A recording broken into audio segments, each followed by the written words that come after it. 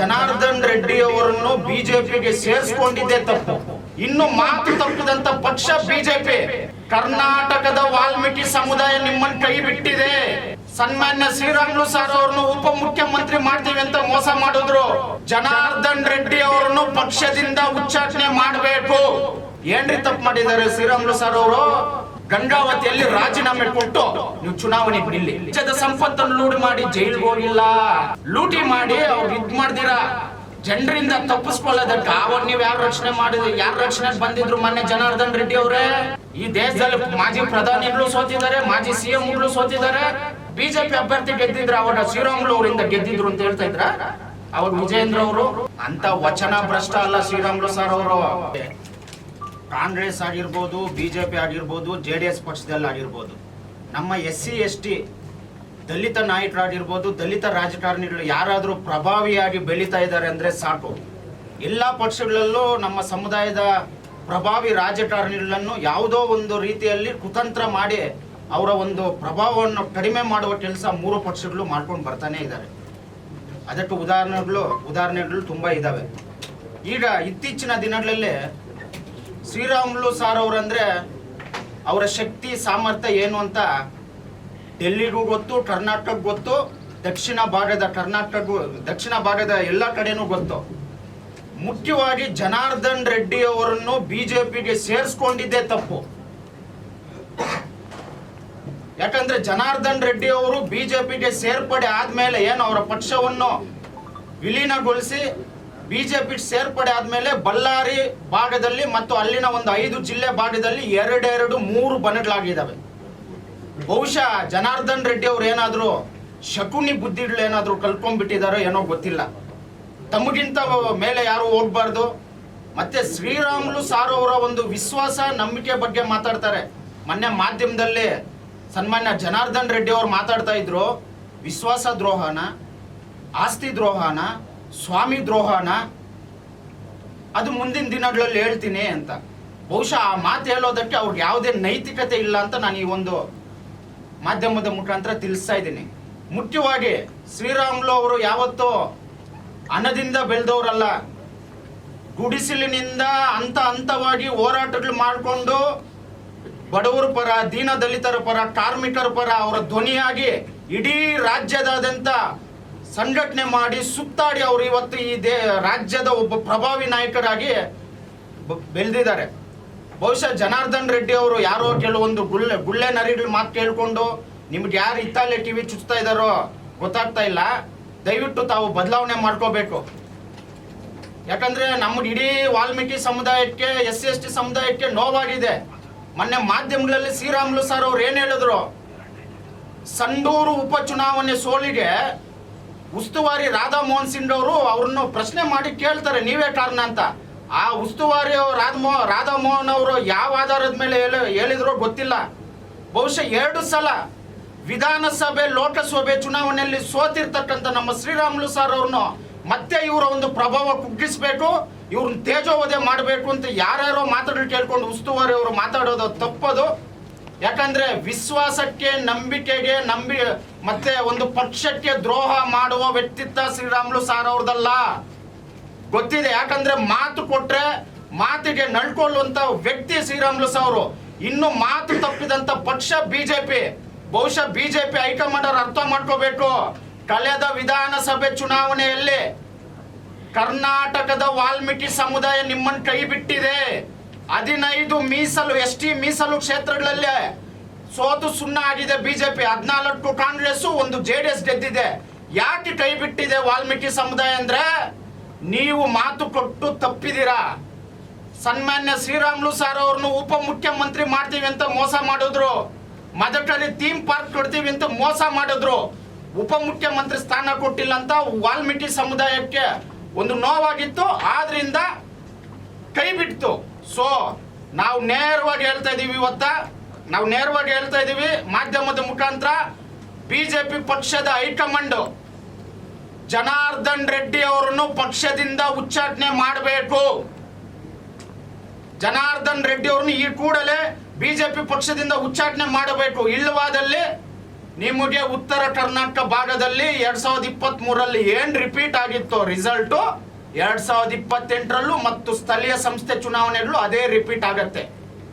ಏನ್ರಿ ತಪ್ಪು ಮಾಡಿದ್ದಾರೆ ಶ್ರೀರಾಮುಲು ಸರ್ ಅವರು? ಅವ್ರೇನಾದ್ರು ಜನಾರ್ದನ್ ರೆಡ್ಡಿ ಅವರ ಬಗ್ಗೆ ಏನಾದ್ರು ಇದು ಮಾತಾಡಿದ್ರ? ಜನಾರ್ದನ್ ರೆಡ್ಡಿ ಅವ್ರು ನಾನು ನೇರವಾಗಿ ಹೇಳ್ತಾ ಇದ್ದೀನಿ, ನೀವು ಬ್ರದರ್ಸ್ ತರ ಇದ್ರು, ರಾಮ ಲಕ್ಷ್ಮಣ್ ತರ ಇದ್ರು. ಇಡೀ ದೇಶ ರಾಜ್ಯ ರೆಡ್ಡಿ ಬ್ರದರ್ಸ್ ಅಂತ ಇತ್ತು. ನಮ್ಮ ವಾಲ್ಮೀಕಿ ಸಮುದಾಯನು ನಿಮ್ಮನ್ನು ಜನಾರ್ದನ್ ರೆಡ್ಡಿ ಅವ್ರನ್ನ ಅದೇ ರೀತಿ ಒಬ್ಬ ಅಣ್ಣ ತಮ್ಮನ ರೀತಿ ಬೆಳೆಸಿದ್ದಾರೆ. ನೀವು ಜನಾರ್ದನ್ ರೆಡ್ಡಿ ಅವರೇ, ನೀವು ರಾಜಕೀಯವಾಗಿ ಬೆಳಿಬೇಕಂದ್ರೆ ವಾಲ್ಮೀಕಿ ಸಮುದಾಯನೇ ಕಾರಣ ಅಂತ ನೀವು ನೆನಪಲ್ಲಿ ಇಟ್ಕೊಂಡು ಮಾತಾಡಬೇಕು. ಇವಾಗೂ ನಾವು ನಿಮ್ಗೆ ಸವಾಲನ್ನು ಹಾಕ್ತಾ ಇದೀವಿ, ಗಂಗಾವತಿಯಲ್ಲಿ ರಾಜೀನಾಮೆ ಕೊಟ್ಟು ನೀವು ಚುನಾವಣೆಗೆ ನಿಲ್ಲಿ. ಶ್ರೀರಾಮುಲು ಅವ್ರ ಶಕ್ತಿ ಇಲ್ಲ, ಸಾಮರ್ಥ್ಯ ಕಡಿಮೆ ಆಗಿದೆ ಅಂತ ನೀವು ಮಾತಾಡ್ತೀರಲ್ಲ ಜನಾರ್ದನ್ ರೆಡ್ಡಿ ಅವರು. ನೀವು ಗಂಗಾವತಿಯಲ್ಲಿ ರಾಜೀನಾಮೆ ಕೊಟ್ಟು ಮತ್ತೆ ಚುನಾವಣೆಗೆ ಬನ್ನಿ, ತೋರಿಸ್ತೀವಿ ಶಕ್ತಿ ಸಾಮರ್ಥ್ಯ ಏನು ಅಂತ. ನೀವು ರಾಜಕೀಯವಾಗಿ ಬೆಳಿಬೇಕಂದ್ರು, ನೀವೊಂದು ಪ್ರಭಾವಿ ಆಗ್ಬೇಕಂದ್ರು ಶ್ರೀರಾಮುಲು ಅವರ ಶ್ರಮ, ಪರಿಶ್ರಮ, ತ್ಯಾಗ ಅಷ್ಟೇ ಇದೆ. ಮೊನ್ನೆ ಜನಾರ್ದನ್ ರೆಡ್ಡಿ ಅವರೇ, ನೀವು ಮೊನ್ನೆ ಮಾಧ್ಯಮದಲ್ಲಿ ಹೇಳ್ತಾ ಇದ್ದೀರಾ, ಈ ಕಡೆ 2 ಚಾಕು ಇಟ್ಕೊಳ್ತಾರೆ, ಕೊಡ್ಲಿ ಆಕ್ರಮ ಗಣಿಗಾರಿಕೆ ಮಾಡಿ ಸಾವಿರಾರು ಕೋಟಿ ರಾಜ್ಯದ ಸಂಪತ್ತನ್ನು ಲೂಡಿ ಮಾಡಿ ಜೈಲ್ಗೆ ಹೋಗಿಲ್ಲ. ಅವ್ರ ಮೇಲೆ ಯಾವುದು ಬೇರೆ ರೀತಿ ಪ್ರಕರಣಗಳು ಹಾಕಿ ಅವ್ರೇನು ಜನರಿಗೆ ಮೋಸ ಮಾಡಿಲ್ಲ. ಎನೋಬಲ್ India chit fund collection king ಆಗಿದ್ರಲ್ಲ ಜನಾರ್ದನ್ ರೆಡ್ಡಿ ಅವರೇ. ಬಡವರು ಮಧ್ಯಮ ವರ್ಗದ ಹಣವನ್ನು ಲೂಟಿ ಮಾಡಿ ಅವ್ರು ಇದು ಮಾಡ್ದಿರಾ ಜನರಿಂದ ತಪ್ಪಿಸ್ಕೊಳ್ಳೋದಕ್ಕೆ. ಅವನ್ ನೀವು ಯಾರು ರಕ್ಷಣೆಗೆ ಬಂದಿದ್ರು ಮೊನ್ನೆ ಜನಾರ್ದನ್ ರೆಡ್ಡಿ ಅವರೇ? ನಿನ್ನೆ ನಿಮ್ಮ ಸಹೋದರ ಸೋಮಶೇಖರ್ ರೆಡ್ಡಿ ಅವರು ಹೇಳಿದ್ದಾರೆ, ನಿಮ್ಮ ವ್ಯಕ್ತಿತ್ವ ಗುಣಗಾನ ಮಾಡಿದ್ದಾರೆ. ನಿಮ್ಮ ಮಾತು ಕೇಳ್ಕೊಂಡು ನೀವು ಹೇಳಿದ್ದೆ ಫೈನಲ್ ಆಗಬೇಕು, ನನ್ನ ಕೆಳಗಡೆನೆ ಇರಬೇಕು ಅನ್ನೋದಕ್ಕೆ ಶ್ರೀರಾಮುಲು ಅವರು ಗುಲಾಮ ಅಲ್ಲ, ನೀವು ರಾಜ ಅಲ್ಲ, ನೀವು ಹೇಳ್ದಂಗೆ ಕೇಳೋದಕ್ಕೆ ಸೇನಾಧಿಪತಿ ಅಲ್ಲ. ಶ್ರೀರಾಮುಲು ಅವರು ಸಹ ಒಬ್ಬ ರಾಜನೇ, ಈ ರಾಜ್ಯದ ಮಾಸ್ ಲೀಡರು, ಅಹಿಂದ ನಾಯಕ, ದಲಿತ ನಾಯಕ ನಮ್ಮ ಶ್ರೀರಾಮುಲು ಸರ್ ಅವರು. ನೀವು ಸಹ ಎಚ್ಚರಿಕೆಯಿಂದ ಇಡಿ. ವಾಲ್ಮೀಕಿ ಸಮುದಾಯ ನಿಮ್ಗೆ ಒಂದು ಮನೆ ಮಗನ್ ರೀತಿ ಬೆಳೆಸಿದೆ ರೀ, ಮನೆ ಮಗನ್ ರೀತಿ ಬೆಳೆಸಿದೆ ನಿಮ್ಮನ್ನು. 2006ರಲ್ಲಿ ಬಳ್ಳಾರಿ ಉಸ್ತುವಾರಿ ಆಗಿದ್ದಂತ ಶ್ರೀರಾಮುಲು ಸರ್ ಅವರು, ಅವ್ರು ಎಷ್ಟು ಸಪೋರ್ಟ್ ಮಾಡೋದು ನಿಮ್ಗೆ? ಪಾಪುಗಳನ್ನು ಮಾಡಿ ತಿರುಪತಿ ತಿಮ್ಮಪ್ಪನ್ಗೆ ಕಿರೀಟ ಕೊಟ್ರೆ ಪಾಪುಗಳು ಹೋಗೋದಿಲ್ಲ ಜನಾರ್ದನ್ ರೆಡ್ಡಿ ಅವರೇ. ಈ ನಿಜಕ್ಕೂ ಜನಾರ್ದನ್ ರೆಡ್ಡಿ ಅವರು ಯಾಕೋ ಒಂದು ಶಕುನಿ ರೀತಿ ಒಂದು ಮನೋಭಾವ ಇತ್ತೀಚಿನ 1-1.5 ವರ್ಷದಿಂದ ಪಾಪ ತುಂಬಾ ತುಂಬಿಸ್ಕೊಂಡ್ಬಿಟ್ಟಿದ್ದಾರೆ. ಶ್ರೀರಾಮುಲು ಸರ್ ಅವರ ಶಕ್ತಿಯನ್ನು ಯಾರು ಕುಗ್ಸಕ್ಕಾಗೋದಿಲ್ಲ. ಅವ್ರ ಸಾಮರ್ಥ್ಯ ಏನು ಸೋತಿರ್ಬೋದು. ಈ ದೇಶದಲ್ಲಿ ಮಾಜಿ ಪ್ರಧಾನಿಗಳು ಸೋತಿದ್ದಾರೆ, ಮಾಜಿ CMಗಳು ಸೋತಿದ್ದಾರೆ, 10 ಸಲ 5 ಸಲ ಮಿನಿಸ್ಟರ್ ಆಗಿರೋರು ಸೋತಿದ್ದಾರೆ. ಸೋಲಿಂದ ಏನು ಅವ್ರ ಸಾಮರ್ಥ್ಯ ಕುಗ್ಗೋಯ್ತು, ಅವರು ಇನ್ನು ಎದ್ದೋಲಕ್ಕಾಗಲ್ಲ. ಇದ್ರಲ್ಲಿ ಅವ್ರನ್ನು ಪಾತಾಳಕ್ಕೆ ತಳ್ಳಿಬಿಡೋಣ ಅಂತ ಏನಾದರೂ ಮನೋಭಾವ ಇಟ್ಕೊಂಡಿದ್ರೆ ದಯವಿಟ್ಟು ಅದು ಬಿಟ್ಬಿಡಿ. ಇವಾಗೇನು ಅಕಸ್ಮಾತ್ ಸಂಡೂರಲ್ಲಿ ಏನಾದರೂ BJP ಅಭ್ಯರ್ಥಿ ಗೆದ್ದಿದ್ರೆ ಅವಾಗ ಶ್ರೀರಾಮುಲು ಅವರಿಂದ ಗೆದ್ದಿದ್ರು ಅಂತ ಹೇಳ್ತಾ ಇದ್ರ, ಅವಾಗ ವಿಜಯೇಂದ್ರ ಅವರು ಕ್ರೆಡಿಟ್ ತಗೊಳ್ಳೋದು, ಉಸ್ತುವಾರಿ ಜನಾರ್ದನ್ ರೆಡ್ಡಿ ಅವ್ರು ಕ್ರೆಡಿಟ್ ತಗೊಳ್ಳೋದು. ಬಹುಶಃ ಬಂಡಾರ ಹನುಮಂತ ಅವ್ರಿಗೆ ಹೇಳ್ತಾ ಇದ್ದೀನಿ, ನಿಮ್ಮ ಮುಂದೆ ಭವಿಷ್ಯ ಇದೆ, ಸ್ವಲ್ಪ ಎಚ್ಚರಿಕೆಯಿಂದ ಇರಿ. ಅರ್ಥ ಆಯ್ತಾ? ನೀವು ಒಂದ್ ರೀತಿ ಮೀರ್ ಸಾಧಿಟ್ಟು ಕೆಲಸಗಳು ಮಾಡಕ್ ಹೋಗ್ಬೇಡಿ ಬಂಡಾರ ಹನುಮಂತ ಅವ್ರೆ. ಅರ್ಥ ಆಯ್ತಾ? ನಿಮ್ಗೆ ಒಳ್ಳೆ ಭವಿಷ್ಯ ಇದೆ, ಒಳ್ಳೆ ದಾರಿಯಲ್ಲಿ ನಡೀರಿ. ಯಾರಿಗೇನು ಎಲ್ಲರನ್ನೂ ಬೆಳೆಸ್ಕೊ ಬಂದಿದ್ದಾರೆ ಶ್ರೀರಾಮುಲು ಅವರು. ಯಾರಿಗೇನು ಅನ್ಯಾಯ ಮಾಡಿಲ್ಲ, ವಂಚನೆ ದ್ರೋಹ ಮಾಡಿಲ್ಲ, ನಂಬಿಕೆ ದ್ರೋಹ ಮಾಡಿಲ್ಲ. ಆದ್ರಿಂದ ನಾವು ಹೇಳ್ತಾ ಇದೀವಿ, BJP ಹೈಕಮಾಂಡ್ ಆಗಿರ್ಬೋದು, ಮತ್ತೆ ಜನಾರ್ದನ್ ರೆಡ್ಡಿ ಅವರು ಏನೋ ಹೇಳ್ತಾ ಇದ್ರು ಮೊನ್ನೆ ಮಾಧ್ಯಮದಲ್ಲಿ, 1 ವರ್ಷ ಬೇಕು ತನಿಖಾ ಸಂಸ್ಥೆಗಳು ಏನಾದರೂ ವಿಚಾರಣೆ ಇದು ಮಾಡಿಬಿಟ್ರೆ ಅಂತ ಶ್ರೀರಾಮುಲು ಅವ್ರ ಮೇಲೆ ಅಷ್ಟು ಮೈ ಮೇಲೆ ಹೇಳ್ಕೊಂಡಿದ್ದಾರೆ. ಅಂತ ವಚನ ಭ್ರಷ್ಟ ಅಲ್ಲ ಶ್ರೀರಾಮುಲು ಸರ್ ಅವರು, ಸ್ವಾಭಿಮಾನಿ ಅವರು, ಸ್ವಾಭಿಮಾನಿ. ಕ್ರೆಡಿಟ್ ತಗೊಳ್ಳೋದು ಉಸ್ತುವಾರಿ ಜನಾರ್ದನ್ ರೆಡ್ಡಿ ಅವ್ರು ಕ್ರೆಡಿಟ್ ತಗೊಳ್ಳೋದು.